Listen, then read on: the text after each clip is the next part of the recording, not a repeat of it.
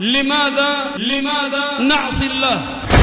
الرفيق السيء، الصاحب السوء، سبب معاشر المؤمنين من الأسباب التي تجرئك على الله. كم من إنسان أصبح عاق لوالديه بسبب صديقه، وكم من إنسان طلق زوجته بسبب صديقه، وكم من رجل لربما أصبح مجرما بسبب صديقه، أصبح محببا بسبب صديقه، أصبح مدمنا بسبب صديقه، أصبح زانيا بسبب صديقه، أصبح لوطيا بسبب صديقه.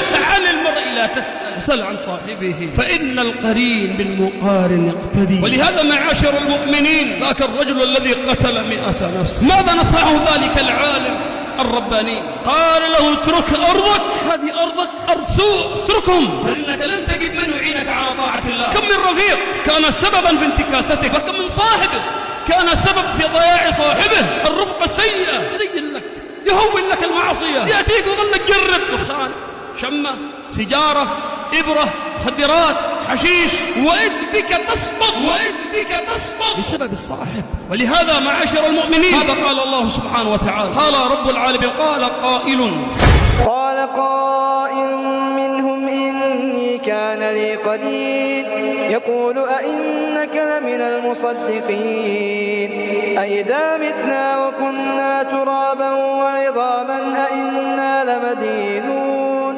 قال هل أنتم مطلعون فاطلع فرآه في سواء الجحيم قال تالله إن كدت لتردين ولولا نعمة ربي لكنت من المحضرين. لولا أن الله من علي ووفقني للهداية لكنت الآن معك،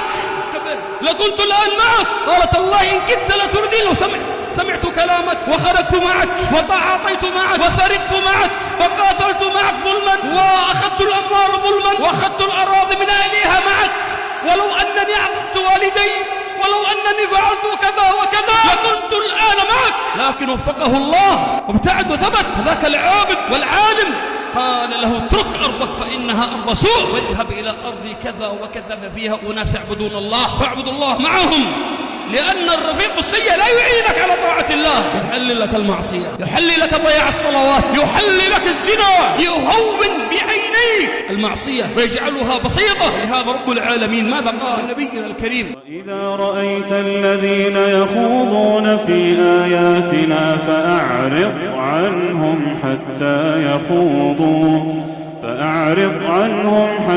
يخوضوا في حديث غيره وإما ينسينك الشيطان فلا تقعد بعد الذكرى مع القوم الظالمين.